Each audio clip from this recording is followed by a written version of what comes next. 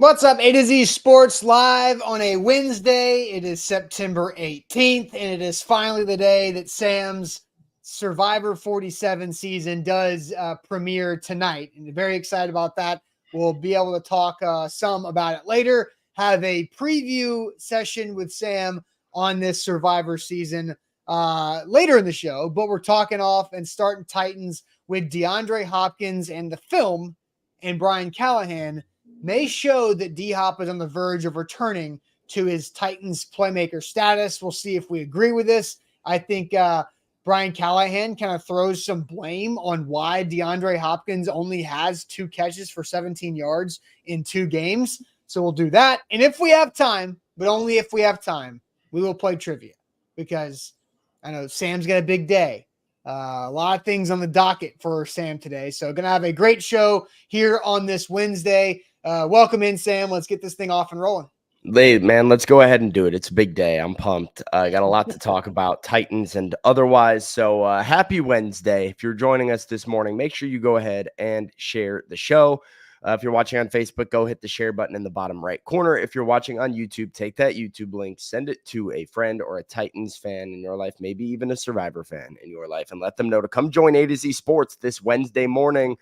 We got a lot to talk about and go over. I'm stoked for it. Let's get into it. Like the show before we kick it off on a Wednesday morning. Yep, let's do it officially. Welcome into A to Z Sports, powered as always by the BetMGM app. I'm Austin Stanley. He is Sam Phelan, and we are Nashville's on-demand sports network. We're on live weekday mornings at 8 Central Time on Facebook, YouTube, and Twitch. Links to the show segment by segment on our Twitter X timeline. Also hit us up on Instagram, TikTok, and Threads for more great Titans content. Got to thank our sponsors because they make it happen for us, and they help out all of you, like Wilson County Hyundai. Make them a part of your new car buying process. Go see them in Lebanon or online at wilsoncountyhyundai.com. The Bone and Joint Institute, boneandjointtn.org, the region's destination for comprehensive orthopedic and sports medicine care. Farm Bureau Health Plans. Get better with Farm Bureau Health Plans, and do that by using our link, fbhp.com/ATOZ. And TDOT, be part of the solution to end littering and make sure nobody trashes Tennessee, and help out by visiting nobodytrashestennessee.com. So it is Survivor Day, and I saw a lot of comments early on. Steve, it's Sam's Survivor Day. Gabriel saying happy Survivor Day to y'all. Big Meech pumped to cheer on Sam on Survivor. Redemption Island for Malik Willis coming up on Sunday. So there's going to be a lot of Survivor themed comments, I can already tell. And so this is going to be really fun. So CBS Paramount Plus tonight at 7 p.m. Central, a 2-hour premiere. And we will have a preview during this show with Sam talking about Survivor 47, the casting process, why he wanted to go do this. I thought, how you sent your casting video, I had no idea about. And I thought that was a really good story that maybe gave you a little bit of an interesting leg up on some of the other applicants, but we're going to have that later on. But today we're talking Titans and DeAndre Hopkins, because we know DeAndre Hopkins has been returning from the MCL injury, MCL sprain, grade 2, grade 3, whatever it was. Did he tear it, or is it just a sprain, or is it both? DeAndre Hopkins has played in both games and has caught 1 pass in each of the 2 games, one against Chicago for 8 yards, another against the Jets for 9 yards. So that's 2 catches for a total of 17 yards for DeAndre Hopkins. Sam, how do you feel about D-Hop and just watching him in person these last 2 games? Like, do you get the feeling that he's healthy enough to go out there and do something? Yeah, D-Hop's kind of been a mystery because, we all knew going into Chicago he wasn't going to be 100%, that he was healthy enough to play, allegedly, by the fact that he did play. But, the MCL certainly a concern. Austin, I grew a lot more concerned with DeAndre Hopkins physically when the word of it being an MCL tear. By the way, an MCL sprain is the same thing as an MCL tear. It's just different grades of the tear. Right. I grew a lot more concerned when that sort of came out, because to me, I thought DeAndre Hopkins might have a month or whatever of recovery, come back, he's back healthy, fully D-Hop. But the MCL is going to be something that potentially lingers for a while. It's something that's potentially going to require a lot of maintenance throughout the season and load management. And you have to be a little bit concerned as a Titans fan to watch him go out in a very, very limited role in Chicago, have one catch, then have Brian Callahan step to the podium and say DeAndre is going to be closer to full in this coming week. Then have him go out and still not really look all that healthy, in my opinion, against the New York Jets, have one catch again. And Hopkins doesn't seem to want to answer any questions about the injury. He just looks at the camera and says, I feel great. But it doesn't look like he feels great. And so my concern level for Hopkins, like, it has fluctuated over the course of the last month based on comments, tape, what I've seen. But I certainly at this point do not feel like he is just healthy DeAndre Hopkins, who is not as involved in the Titans offense as he should be, but it will all be fine. Like, I think that there's multiple layers to sort of why a Hall of Fame wide receiver who is still proven that he can go over 1,000 receiving yards and be a number one, why that guy is having trouble getting targets. Well, let's go to Brian Callahan from Monday after the Jets game, because D-Hop did play more snaps against the Jets than he did against the Bears. So here's the question from Paul Kaharski and the answer from Brian Callahan. How much did they cover DeAndre well? How much did you maybe not dial him up? How much did Will maybe miss him? How much is his knee a factor in this? He's coming along. I think Hop will be good. I called a handful of plays with him as the primary, and the ball didn't go to him on those couple ones. They did a nice job on a particular play of passing off the route. I'm going to keep – I got to do a better job of getting him involved. I got a better job of getting him targets.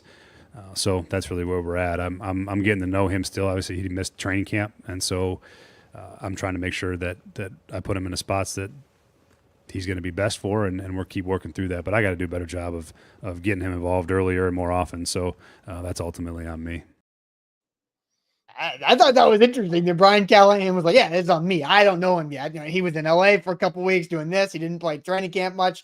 I thought that was like, okay, all right. Like, interesting that it's Brian Callahan taking the blame for D-Hop, 2 catches, 17 yards. Sam, what was your reaction to the head coach there? Yeah, I think it's a little ridiculous. Like, DeAndre Hopkins is not a guy that you need to scheme open. DeAndre Hopkins is a guy that you just throw the ball to, right? Like, his route tree is not super right. This is not Xavier Worthy, who's got straight line speed, who you need to run a particular concept to get him involved and get the ball in his hands. Like, a fully healthy DeAndre Hopkins is one of the easiest weapons to incorporate into an offense because he's pretty much always open, and you can throw it to him and he'll come down with the catch, and he knows how to use his body to create space. I don't believe, I would hope not, at least, that this is just a matter of Brian Callahan not knowing how to use DeAndre Hopkins in the Titans offense. I hope that this is something with Hopkins, right? Because that, to me, seems a little bit like it will come back and be fixed, and as he gets healthier, he'll get more involved. But I don't know if I'm buying into that all the way. All right, so Easton Freeze gave us a little cut up here of the game against the Jets. There are 6 snaps where DeAndre Hopkins is running through some routes, right? So we're going to play these, and again, disclaimer, right? We do not know the progression that Will Levis is on through these 6 particular plays. We did just hear that Brian Callahan said that he made D-Hop the primary a few times, and it just didn't happen. It just didn't go to him. So we do know that, but we don't know specifically, the play number 3, he was the primary. So the first one, I think, is what Easton's notes say, are DeAndre Hopkins, top of the screen. DeAndre Hopkins doesn't look exactly healthy. Bro, he's not running around there. Let's play this one more time, because top of the screen, D-Hop does not look healthy at all with what he's doing here. And that, I don't know if that's if he's a dummy play or what. Again, we don't know the play call. Here's the second. He's also the top of the screen right there on the numbers here too. And that looks like a play where D-Hop probably could have gained more yards than Tony Pollard. Number 3, he's also top of the screen here too. bottom of the screen. But that was the one catch, top of the screen. So that was one catch. So he was open there. Here's Diop again, top of the screen, open, wide open, touchdown Calvin Ridley. So that's totally fine. And then DeAndre Hopkins again, bottom of the screen, open, and Will Levis makes a hero play that actually went well. A lot of pressure coming at him though. Right, for sure. And then here's D-Hop again at the top of the screen, and I would throw that football. Would you though? Like, because here's the thing, man. I disagree with Pistol Ramsey. I don't think he looks fine. It does not look like DeAndre is releasing and running like I've seen him like run. That's not the DeAndre Hopkins I've seen when he's healthy. He looks ginger. He looks like he's unable to cut. He's rounding off routes. I mean, we can cycle through it again, but these do not look like he's coming out full speed. Top of the route. The first one top of the screen. Worse. Yeah. That is not a route. Like, that's a decoy route, I would hope, because he's hardly running that. Here we go again. Top of the screen. Like, a lot of these routes are literally just drag routes across the middle of the field. And Hopkins is not, like, he's open, but he's not moving particularly well in his process of getting there. I mean, that was a hell of a catch. It was a great catch, but again, he's not running all that well. Top of the screen again. Now, this is the touchdown to Ridley. So it's like, but he is wide open. But I don't know if I necessarily even blame Will Levis for some of these, because he's open, but he's not running well. Right. He definitely isn't running. He's not full go. Like, he doesn't look like he's full gate runs. This is the top of the screen here. I mean, that's a throw the football to DeAndre Hopkins. He's lurking though. I don't know, man. That was a throw the ball to DeAndre Hopkins, and I don't care how fast he's running or not. I would let him go make a play on the football. The last one. But look, I think there's more going on. Like, I think the knee is more of a factor than Callahan and DeAndre Hopkins are making it. I think that, like, those routes show me that. I think Will Levis, who proved last year that he likes throwing to DeAndre Hopkins, like, DeAndre Hopkins is his safety in so many different circumstances. I think the fact that Will Levis isn't going there with the ball isn't, a factor. Like is because he knows D-Hop's not healthy. So I don't know what the reason is, I guess, for the Titans pretending like D-Hop is fine and being like, oh, hey, that's on me. I have to get him more involved. I think this knee is still affecting him, that he's not running like DeAndre Hopkins. I don't know how long it's going to take to get back to 100%, but this to me is not a we need to get him more involved issue. This is he needs to get healthy issue. Okay. All right. So let's ask this question and get the chat more involved than DeAndre Hopkins. What is your concern level in DeAndre Hopkins only having 2 catches for 17 yards through these 2 games? What is your concern level on a 1 through 10 scale on D-Hop only having 2 catches for 17 yards through the 2 games so far on a 1 through 10 scale? I want to get you guys more involved here on the show. But first, T-Dot is where you should turn for all of your helping Tennessee needs. Did you know there's over 88 million pieces of litter across Tennessee's roadways right now? It's a massive problem. We could all be a part of the solution. And T-Dot spends $23 million every year. That's $23 million every year cleaning up that litter. And there's still 88 million pieces of litter on our roadways. So you can all be a part of the solution, just like A to Z Sports can. You stop littering. You pick up litter when you see it. You join local cleanups. Every action does count. Tennessee needs all of us to step up and be part of the solution to help keep Tennessee beautiful. Visit nobodytrashestennessee.com to get involved. See how you can make a difference at nobodytrashestennessee.com. Today's show powered by BetMGM, the sportsbook born in Vegas. Use the bonus code ATOZ Sports when you sign up. Using that code, you can get up to $1,500 back in the form of a bonus bet if your first bet doesn't win. Double the chance to win big. Bonus code ATOZ Sports, and whether it's an NFL or a college football player, you want to back the number 23 ranked in the country, Northern Illinois Huskies this weekend Off a against bye. the Buffalo Bulls, again off of a bye, correct? Yeah, use that bonus code ATOZ Sports and go to betmgm.com. All right, so we're asking the question, what's your concern level? DeAndre Hopkins in a 1 through 10, only 2 catches for 17 yards. Juice Main just yelling at us. Talk about how Levis is playing. Well, we've been doing that for the last 3 Spend days. every topic we've talked about since the game. So we decided to do a non-Levis topic like most of you guys want us to, and then Juice Main just yelling at us in all caps. Okay, so 1 through 10 concern level, Sam. What's the chat saying here about D-Hop? Only 2 catches, 17 yards in 2 games so far. Mario's at a full 10. Rooney's at an 8. Darren's breaking the scale at an 11. We got a 3 from Ashley, an 8 from Scott, 4 from Guy, 8 from Major Keys. Pistol Ramsey has 0 concern. IR Hoshi has a 5.5. Willie Madden has an 8. Stephen King is a 6.9. We got a 4, 7.75, 4, 8, 2, 6, 3, 4, 3, 3, 7.5. 2, with Malachi saying he basically had nothing for the first 5 weeks last year, which was true. He was not involved early on last year. 8 from Jeff Sawyer, 6 from Jeff Rubel. We got 4 from Brandon, 4.9 from Danny, 8.5, 7, a 9 from Corey, 0 after the bye. He'll be back. 6 from Michael, a 4 from Trigga. We got a 4.9 from King VZ, a 7.5 from Apollo. Kind of all over the place. I think people are largely sub 5. So not much concern. Now, I would say more people are under 5 than are over 5, but the people that are over 5 are like closer to 8.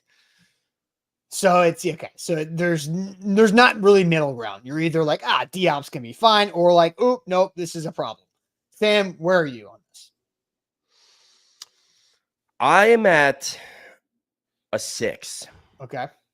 Like I am fairly concerned.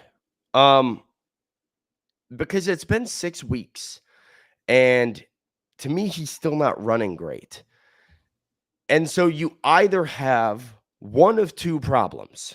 You either have a head coach who is not getting a future Hall of Fame wide receiver and your number 1 option, possibly in my eyes, involved in the offense enough, and you have a quarterback who's missing his best option and not throwing him the ball. That's option 1.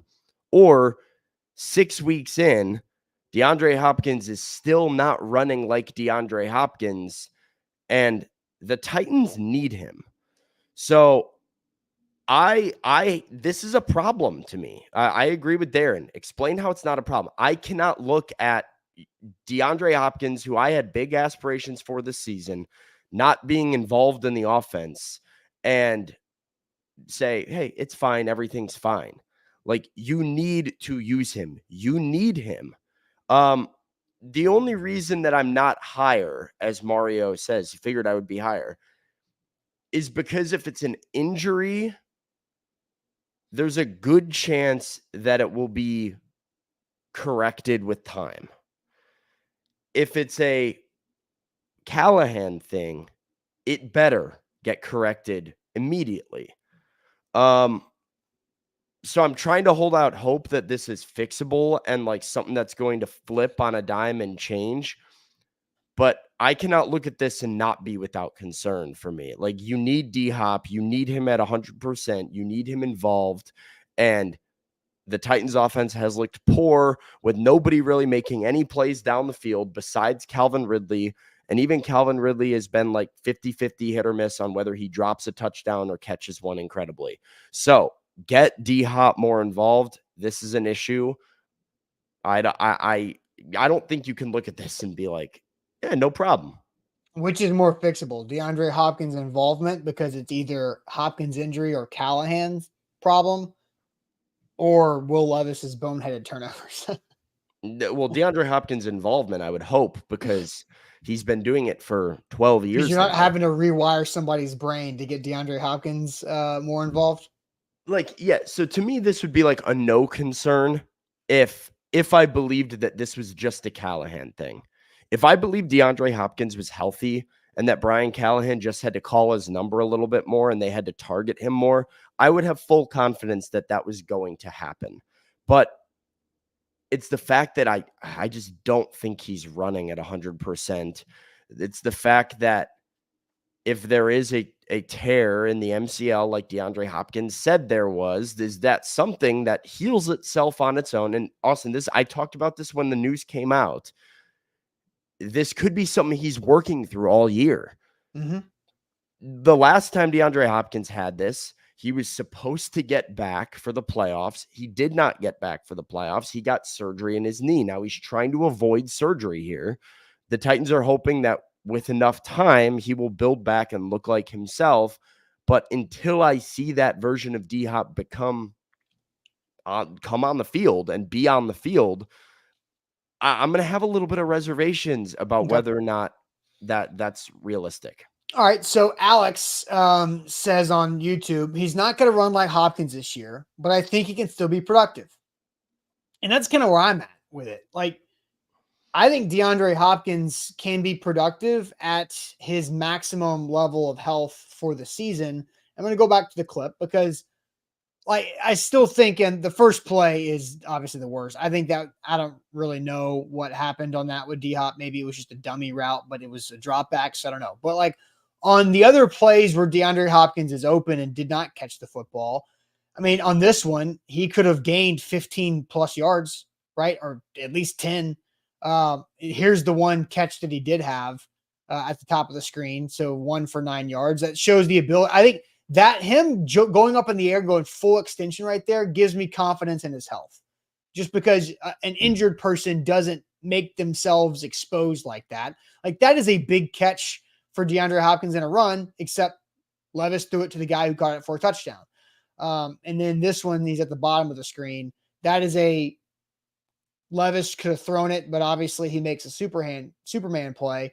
And then this one, top of the screen again, I think this is Will Levis should throw the football there. He was more open than Calvin Ridley, and there was not a safety over the top on that play. All right, well, I'm going to be fully transparent about what happened right here. The power went out in my apartment. I lost total Wi-Fi connection because the power went out for like a half second. I just reloaded the stream right now. Somehow I got back before the film was over, so I don't know if it was even noticed. But I had no idea a word you said. Okay, I had no idea that you were gone. I just came back and you were a little blurry, but I was like, well, that was weird. Literally the light in my room flashed off on, and I was like, oh, that was weird. Then I realized I had no Wi-Fi and everything was shut down. So I'm currently off of a hotspot on my phone. And you look good. All right. My main point when I was playing the well-timed minute-long video for you to be able to not miss anything, or for the audience to have no idea, is that I think the fact that he went up and made that full extension catch where his body was exposed and his legs were like full Michael Jordan logo makes me feel like he is confident in his knee's ability. Because an injured player that is really mentally concerned about their knee doesn't make that type of body extension, in my opinion, because they're still protecting it mentally. And so, look, he's not going to run like DeAndre Hopkins did last year, like Alex is saying.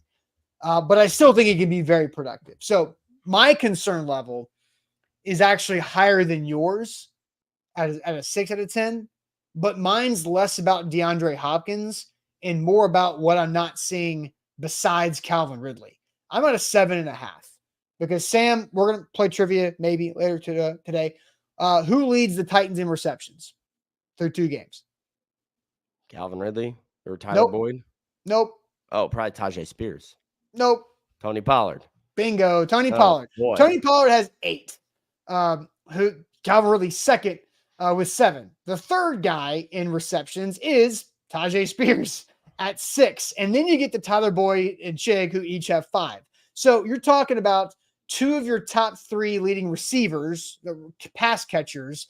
Look, 2 games, small sample size, sure. But who else is really going to step up to make a play for Will Levis? And so I'm at a 7.5 because Tyler Boyd is very underneath, limited. He's not going to get any yak really. I think Tyler Boyd is But not going to.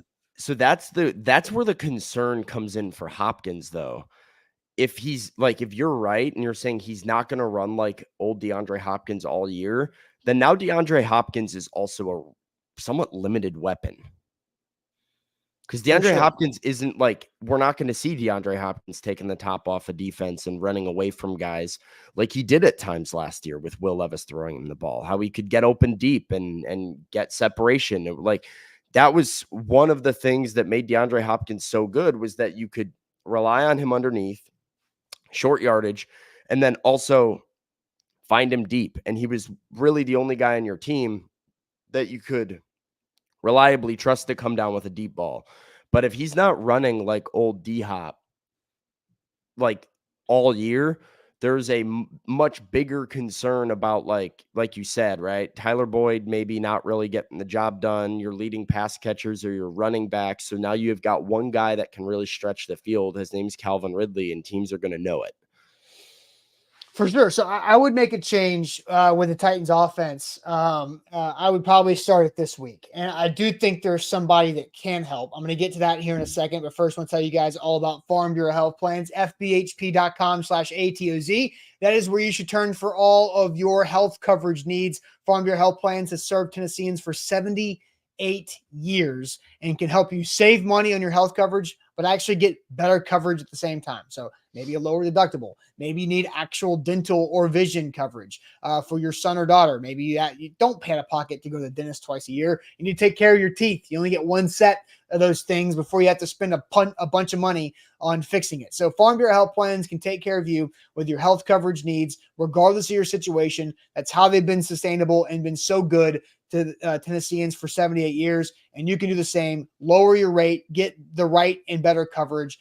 Visit our link, fbhp.com/ATOZ. Today's show powered by BetMGM. Listen, if you guys have more faith in DeAndre Hopkins, you can go get his player prop at BetMGM and use the bonus code ATOZ Sports with the sportsbook born in Vegas. Get up to $1,500 back in bonus bets if your first bet misses. So whatever your pick is for this football weekend, make sure you go ahead and place it on BetMGM. Bonus code ATOZ Sports with the sportsbook born in Vegas. All right, Sam, make sure you hit that like button. Everybody like the show, because right now King VC jumped in with a super chat. Like the show, like the show, like the show. Another super chat from King VC. It's up to Brian Callahan to scheme DeAndre Hopkins open. And then Noah says, quick draw Sammy with a hot spot. So I had to get that super chat out there too. But like, yeah, I might have to try and make a transition here back. Should I try getting back? No, you're good. I think I think you can hang tight. You can hang tight because you look clear and everything.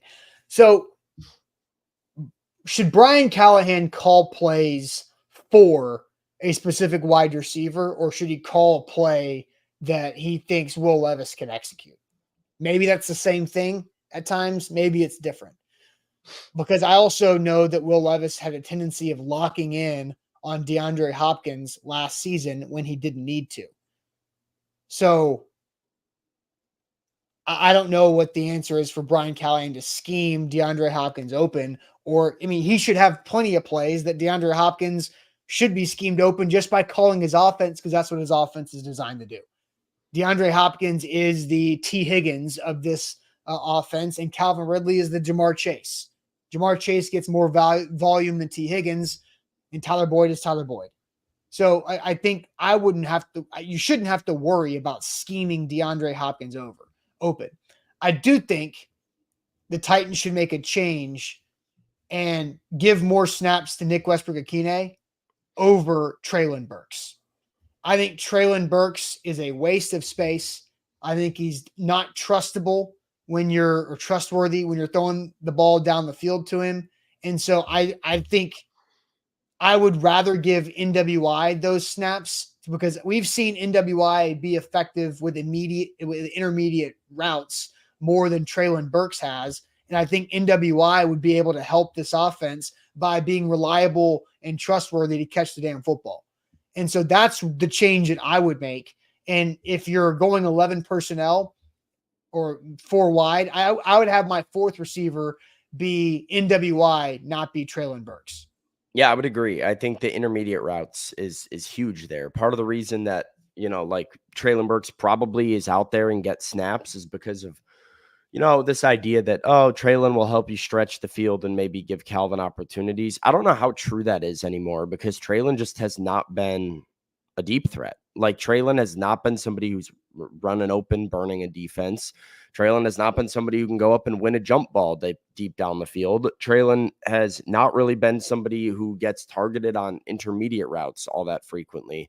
So I think, if you're looking for somebody else who can be a wide receiver that gets you like a 7 to 12 yard gain on some routes and make a catch when the ball is thrown to him and helps Will Levis have some options to throw the ball to that are not a check down to his running back. Nick Westbrook-Ikhine is a more reliable option for that. And he kind of always has been. So I understand wanting to take the shot on Burks and like the upside, but maybe it is something worth trying and seeing what NWI brings to the offense if you're running Hopkins, Westbrook-Ikhine, Boyd, Ridley. Yeah, because NWI does not have a target in 2 games so far. Traylon Burks has 3. He dropped one. He has 3 targets. He dropped one. One got intercepted through his hands, and then he caught one and gained 2 yards. He also got 2 carries for a total of 1 yard on 2 end arounds in week 1 that I thought would have been better if somebody else ran it. So I think Traylon Burks, again, does not need to be getting snaps. Like, he made a great block on the Ridley touchdown run, but guess who's a better blocker than Traylon Burks? NWI. And so I think that's where I would bench Traylon Burks right now, and hopefully that can help round out your wide receiver core and allow you to have more versatility. It doesn't need to be like hey, Traylon gets no snaps, right? But it just means like get NWI a little bit more involved as well and see what happens. See if your offense starts clicking a little bit more because you have Nick Westbrook-Ikhine there. I think it would help. I really do. I think NWI would be able to bring a level of production to the Titans offense that Traylon Burks does not right now. And with where the Titans are sitting and with where Will Levis is sitting, any sort of easy production, easy way of moving the football, even if it's just 5 to 10 yards at a time, is something that they need to take. Yeah. Sam the Man says, I think need the offensive coordinator to call plays, not the head coach. Too many eggs in a basket. I think it's way too early to have bail on Brian Callahan calling plays and have Nick Holtz, who has also not called plays before. This is part of the everybody slow down a little bit because this is a brand new regime. Yes. Like, I understand the outrage regarding Will Levis. If you're out on Will Levis, like I am not. I think people need to slow down in the Will Levis train as well. We've talked about that a little bit. I've talked about that on primetime last night, right? But I can understand that one a little bit more. We need to let Brian Callahan cook a little bit. Like we need to let this one marinate and see where we stand at the end of the season and how he develops over the course of a 17-game year. Yeah, totally. Andre says, do a breakdown of all the open guys Levis is missing, not going through progressions and being blind to anything 5 to 15 yards. It's in the film. He says all these tight ends not being utilized mid-range. I think that's a product of Levis over concentrating on being boring at the times that he is not going all like superhuman. I'm going to do everything, throw the ball deep or do whatever. I think this is a result of pressure. That as well. Yeah, if you look at Will Levis's play charts and his passing charts through 2 weeks, dude has thrown majority of his passes this season behind the line of scrimmage or within 5 yards of the line of scrimmage. The Titans are taking high percentage looks that manage a game. I don't know how much of that is intentional. I think somewhat Brian Callahan wants him to be efficient, but like, let's not forget that he is the most pressured quarterback in the sport right now. And his ability to connect with guys on those 10, 15, 20-yard intermediate routes that are generally longer developing than a check down or a 2-yard slant. This is an easy answer. Andre, how does pressure keep you from throwing intermediate but not deep? Because deep routes develop quicker than Deep intermediate routes are digs. are Ridley running a go route, Will knowing where Ridley's going to end up and where he needs to place the ball so he can see it and throw it. Anticipation. Intermediate routes are, 20-yard crossing routes that require protection and a quarterback to be able to step up into the pocket. And so some of those concepts that are generally designed to scheme a DeAndre Hopkins or scheme a Calvin Ridley open 15, 20 yards down the field, they haven't had a ton of time to actually get into those concepts. And so, you'll see an example in the game against the Jets. Calvin Ridley had a gain of, I think it was like 20 yards, but it was a 5-yard pass on like a mesh concept. Yep. And that first third and down conversion. First third down, and Levis kind of had to hang, and it was a play that he actually did have good protection, was able to wait back there, and pressure was coming, but he had just enough time to get the ball off. Ridley kind of cleared his linebacker, got the ball, ton of yak. I think Brian Callahan wants to run a lot of concepts like that. It's something that they do in Cincinnati a lot.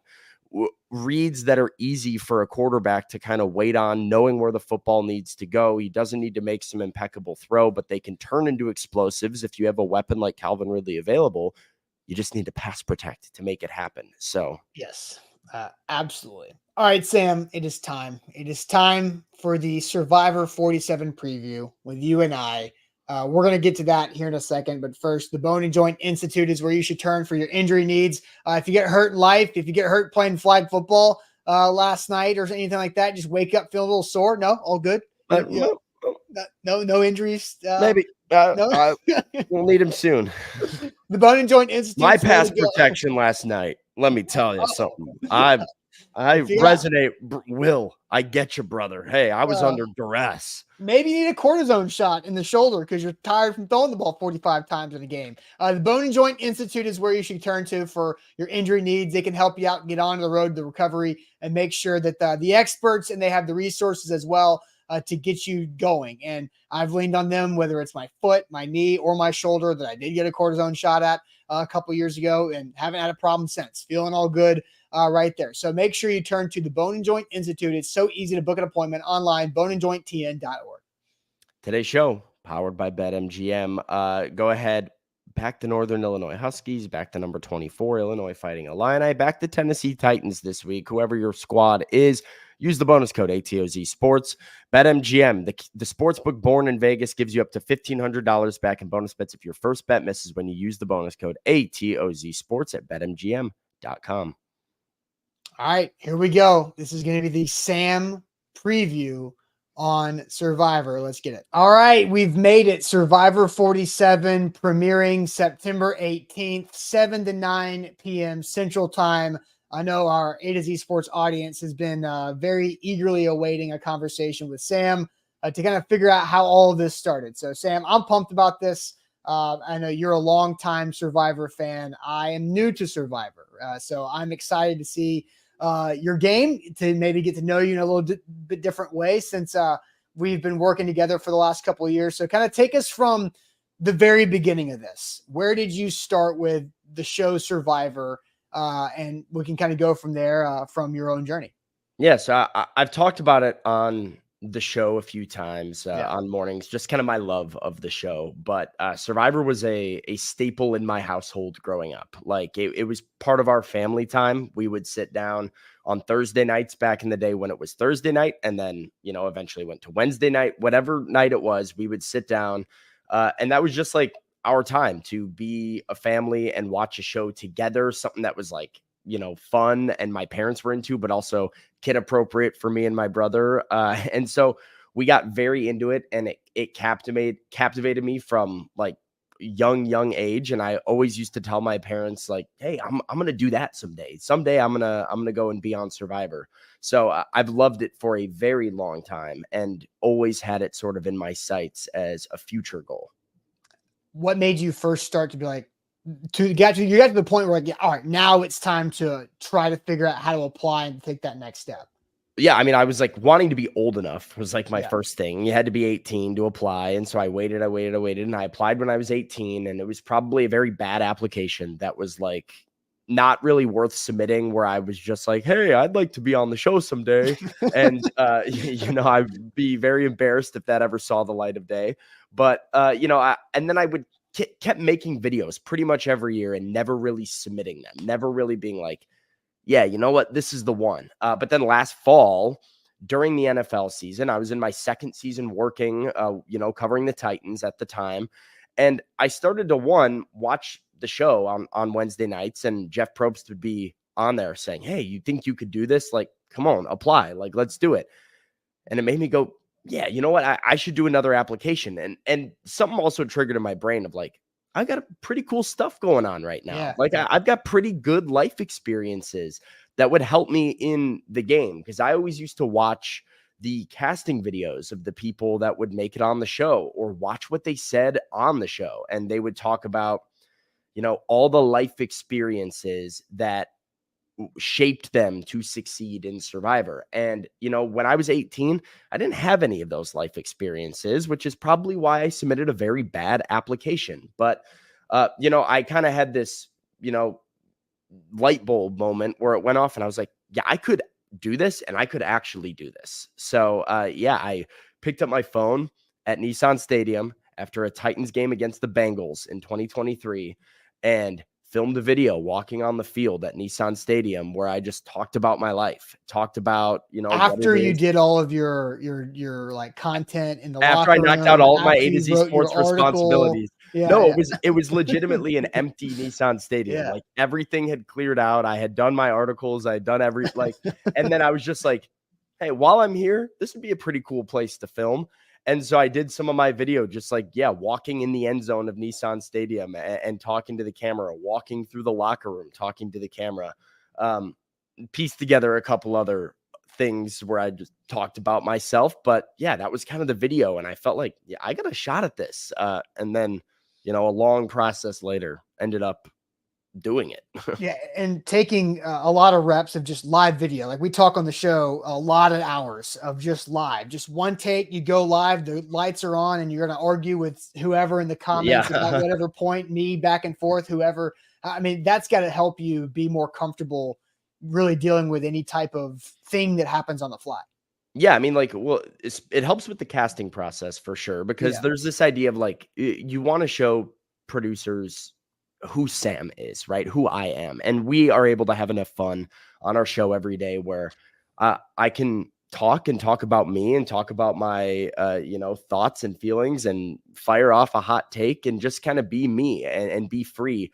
And then, like you said, just the idea of being here and working a job where I'm on camera talking, but improvising almost as we go for over an hour, has very much fine-tuned some of those improvisational skills that are required at the game. And so that was another skill set that I felt like I had, where I'm like, yeah, you know what? Like I know how to think quickly on my feet and adapt and go have a conversation and change the conversation if I need to have it real quick. So it's one of many, many, many, many different like tools you want to have in your tool belt when you go out to play the game.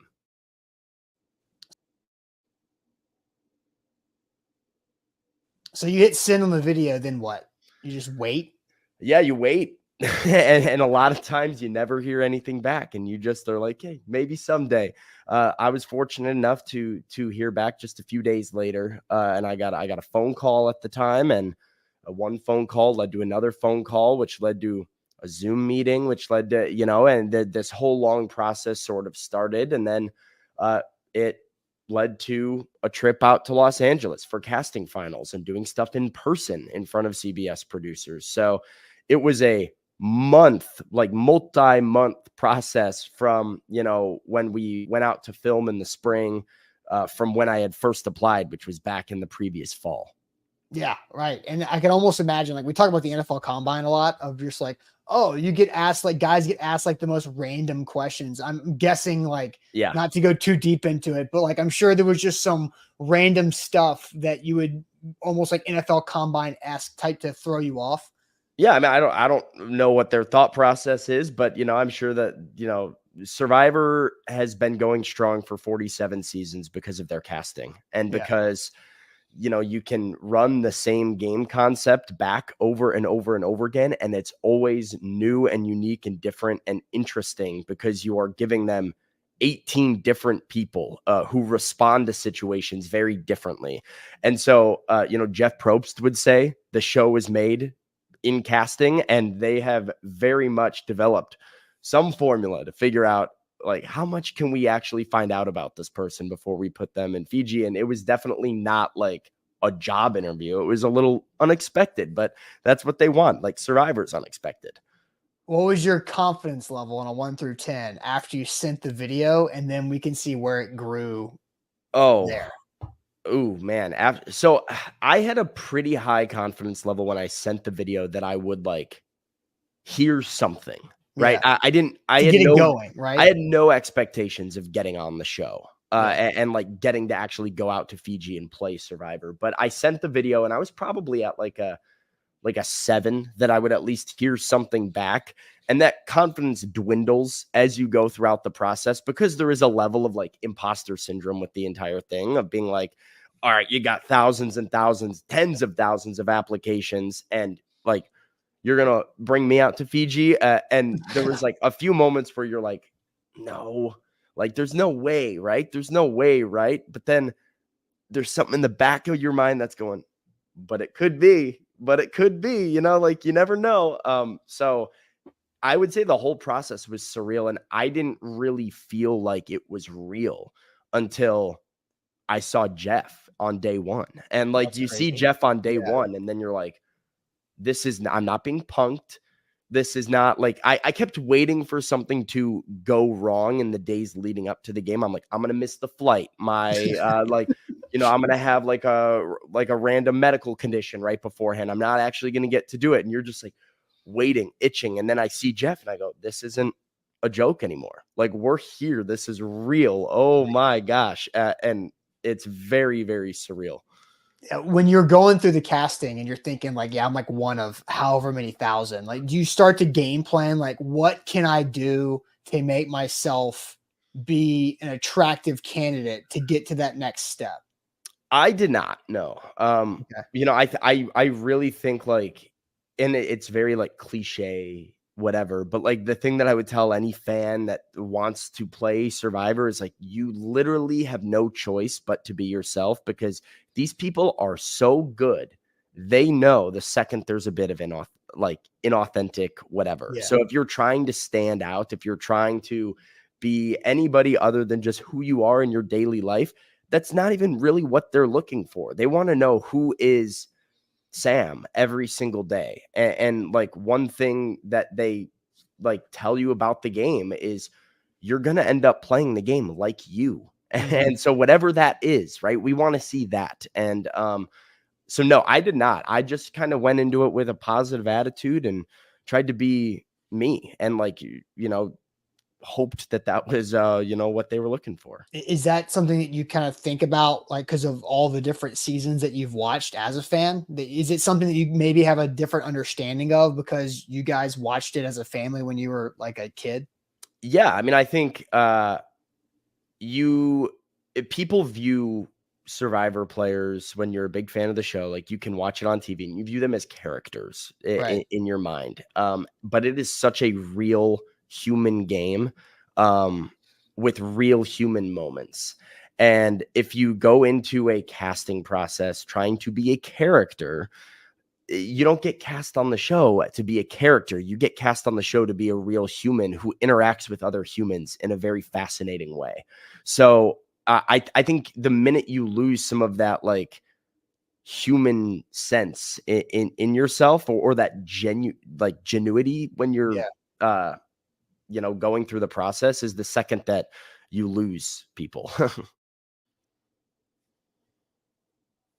And the same thing, like, as you in the locker room, like, you're talking to players and you can tell when a guy's like, oh, he just said something that the coach told him to repeat about whatever, about this play, this situation, like that. That's a team line. Totally. So now, like, you're able to kind of decipher that. As a reporter. No, in the locker room when a guy is giving you a fed line, or a line that he thought of ahead of time, or something that he wanted to use as a catchphrase or to make a headline. And that's not what Survivor is. Survivor is as real and as strip you down as it gets. And it's the authentic human experience. So I do think there was a lot of similarities to like being in the Titans locker room to like what I could take away to potentially like try and use in the game of Survivor. And that's one of, a handful of things. Did you feel prepared when you were there? Like as you were getting to get to that spot, like how, like, did you have to go through like mentally, physically, like preparation? What was kind of the game plan? Yeah. So, I mean, I did a lot of, physical preparation, tried to do some yoga, tried to work on balance, tried to like just kind of get my body in like a good shape, tried to gain a little bit of extra weight so that I could maybe have some fat to burn if I needed it. So that was some of my prep before. But I think mentally my preparation was basically just being prepared that I was going to be unprepared. One mistake that I have seen as such a big fan of Survivor throughout the years is players go into the game with this idea that they're ready for whatever Jeff throws at them and they're going to play the game this way. And here's how they're going to approach it. And what that ignores is what I brought up earlier, which is that it's a human game and you don't know, there is no way to prepare for the people that are going to be on your tribe and on the beach with you and how you will get along with those people, whether they will annoy you or be your best friend, or whether like how they will react to conflict or situations. Like those are the variables that make the game captivating, but those are the variables that make you unable to prepare for Survivor. So it's scary that it's this big epic adventure that somehow you have to just say, I have no idea what's coming and no way of preparing for this. And I have to be okay and comfortable with that. Yeah. So the draft was a great distraction, just grinding all those hours. It really was. It really was. Combine, I went from NFL draft with the Titans and doing draft shows here on A to Z Sports to Fiji in a pretty quick turnaround, but it was nice, very nice to have something to keep my brain sort of stimulated and occupied and not sort of this anxious, constant overthinking about what's going to happen when I get to Fiji. All right, give us the pitch. Why should everybody watch? Survivor, if you don't know what it is more than just a survival show. It is not, can these people live in the wilderness? It is the test of human spirit, and it is strategy. It is social politics. It is adaptability and resilience while being physically tested in a very, very extreme way. So if you are into reality TV, this is the best reality TV, but I would say it shouldn't even belong in the reality TV category because it's in a league of its own. So absolutely watch it. I think everybody that I've ever put onto the show has watched it and been like, wait, this is really good. Why have I not been watching this my whole life? There's our preview with Sam. So Survivor 47 gets going tonight. A lot of people asking where, how to watch it, what time. It is CBS or Paramount Plus, September 18th, and Wednesdays moving forward. Today. That's today. Yeah, today. Check your calendar. Tonight. No. Right freaking tonight. Yeah, 7 p.m. Central, 2-hour premiere tonight. So 7 to 9 Central. And then every Wednesday after the fact, at 7 Central on Wednesdays. And if you watch Titans games on CBS, you might see Sam there too, because I saw that against the Jets. Yeah, look, I've seen some of the people in the chat even saying like, oh, I don't watch reality TV. I've never seen it. I have friends that were in the same boat that were like, oh, never seen this show. And the people that watch it have really enjoyed it. Austin, you hadn't seen it. I'll tell you guys, like I had not watched it. My wife had not watched it up until this past season 46, because I wanted to know, okay, I need to understand the gameplay and the flow of how things work. So I need to watch a season so I can be fully in the know and in the loop of that when Sam's on. And so I loved it. I thought it was great. Season 46 was really entertaining. And so I'm pretty pumped up, and I've been watching a lot of the other things that have come out from Sam's cast members too, and the castaways and kind of the different personalities. And I think it's gonna be a great season, because from my perspective of viewing the pregame stuff of the other cast, a lot of interesting people and big personalities that I think are going to be really good TV from my perspective. And so I'm very excited. I am not a reality TV show person. I watched The Traitors before this, and now I will watch this. And so that's my version of the pitch. So I woke up today. It's a cool day. I'm very, very excited. So please tune in. Please watch it. I would appreciate it. And let me know what you guys think. I think everybody will enjoy it. So tonight at 7 p.m., CBS, Paramount Plus. Yes. And for Alex, who's asking, is it on a streaming service? That's what Paramount Plus is. So Paramount Plus, CBS, right there. And so really excited about that. Okay. Now we can get back to our regularly scheduled program and wrap up this Wednesday show with a little sports trivia. Here we go.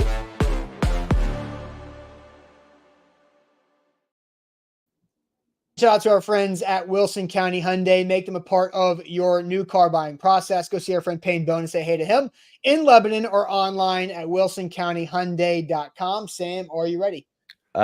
Almost. Almost. Give me like half a second here. Got to pull it up. There we go. All right, there we go. All right, now we're rocking here. All right, so last week, Easton and I went really fast, but we had to double dip. I think we were at like 3:12, 3 minutes and 12 seconds, but we had we messed up one of the answers. So trying to get under 3 minutes. Let's try and just my first standard is let's go 9 for 9. Let's just rip 9 for 9, and hopefully be quick, don't hurry. Love that American tough. That needs to be the new trivia motto. Yeah, who do you know whose quote that is? No, that would be John Wooden, the late great John Wooden, one of the best coaches, regardless of sports. To ever play. All right, so we start with the NFL. Then we're going to go to, I'm going to see geography, music are the next two. So right. NFL, geography, and music. All right, 3, 2, 1, let's go. Initially brought in as a third stringer journeyman running back, Justin Forsett had a career with over 1,200 yards. AFC team, this is Baltimore. Oh, yeah. Geography. 2 of the top 5 most populated countries beginning with S are from Africa. South Africa and this country. Sudan. Bang. Music. What country music duo was featured on BB Rex's 2017 hit song Meant to Be? This Florida Georgia line. Oh, God. I hate that song so much. All right. Celebrity mashup. This is the guy from Bones. I don't know his name. It's the guy from Bones on the inside. The male actor in the show Bones. We will check the chat. Who is the female? Man, that's a tough one. That's a very generic female outline. This wasn't meant to be. Elizabeth Banks, maybe? Elizabeth Banks sounds like right. That could be Elizabeth Banks. I actually love Elizabeth Banks here. She's great. But what is the guy from Bones? I do not know his name. That's literally all I know him as. David Board. Yeah, that is what it is. It's David. I don't even know how to Boreanaz. And that's that's it. Wow, what an answer. Let's go, chat. TV. Kyle Chandler and Ben Mendelsohn each earned multiple Emmy nominations for this Netflix drama. Ben Mendelsohn, this is this Bloodline? I have no idea. I think this is Bloodline. Ben Mendelsohn, I think, is in Bloodline. Okay. I'm going to wait for the chat. I don't want to if this is a really obvious one that the chat has seen, but I think Ben Mendelsohn is the brother in Bloodline. I don't know Kyle Chandler. Is he the guy from Friday Night Lights? The chat also seems stumped on this one. Bloodline from Christopher. I'm just going to go. It's a great show. I'm cooking today, baby. Trust yourself. NBA. After Denver drafted Doug McDermott 11th overall, this traded 2 first-round picks to acquire him on draft night. Come on. This is right up your alley. Bulls. The words "try frozen" are found on full-size versions of this candy bar, whose vanilla variety comes in yellow wrappers with big bold letters. Candy bar. Milky Way? No, yellow wrappers. Snickers? Butterfinger? Snickers is great frozen. Yellow wrapper, though. But it's the vanilla. Oh, maybe it is Charleston Chew. Aren't those known for being I'm pretty sure it's frozen? Snickers. Snickers is a try. We're getting Charleston Chew. I think it's Snickers. I We're think, getting a lot of Charleston. I think Chew. Charleston Chews are known for, they're known for being frozen. All right, movies. Set during the holidays, Ben Affleck plays an ex-con dragged into a casino robbery plot in this 2000 action thriller. This is The Town, right? No, casino robbery, no. Ben Affleck, casino robbery? I should know this one. Yeah. Chat, come on. 2000 reindeer games. Yeah, no, that's yeah. We're getting reindeer games. Yep. College football, after throwing 20+ touchdowns, Notre Dame became a Broncos second-round pick. Oh my gosh. A Browns second-round pick. Threw Deshaun three. Kaiser. Yeah, he Kaiser. threw three picks to Kevin Byard. Okay, 336. Slow, not bad. Accurate. So it could be worse. I don't think that was that slow. I think that was all right. We got held up. I should have trusted myself on Bloodline. Yeah, that was a good pull. But that was only like 10. I will say too, I think we got slightly screwed on celebrity matchup being very hard. Challenging. Yeah, when we're fast, it's like, oh, that's The Rock's shoulders because it's nobody else in the world. It's this is The Rock and Anthony Malley. Sam got held up. Austin, don't say we. Hey, Austin, come on. I think I had a good day. I didn't say you did. No, I know. The chat. Anthony Malley's coming after me in the chat. He's like, Sam, I thought you had a really Sam. Like, don't say we. No, like we are a team. It's a team game, guys. Team game. And I agree, Nick. Sam did carry us a day. Like, yeah. Look, it's a good day for Sam. I think there were some. I will really happily take 336 with a perfect 9 for 9. Given, I think it was a really difficult slate of questions. Yeah, it really was because Charleston Chew. When's the last time anybody had a Charleston Chew? Elizabeth Banks and. That like dude. I literally just know that guy from a show that he's in, but I don't know his actual name. Yeah, I was very little help today. It was some tough questions though. So good job everybody for going 9 for 9. I'll take that. That was a great effort. Jabu says, by the way, how's Zach doing out there? Zach's doing fine. And Zach, talked to him yesterday. We'll see Zach tonight, right? A little bit of a fun outing this evening, but yeah, Zach's fine. Sam carried the tribe, right? There you go, Bork. I see that. All right, guys, that's it for us tonight or today. Make sure that you do tune in tonight for Survivor 47, the premiere episode for Sam's Survivor 47 season. Really pumped about that. CBS, 7 p.m. Central Time, 8 p.m. Eastern. We'll catch you guys tomorrow morning to see how all that goes.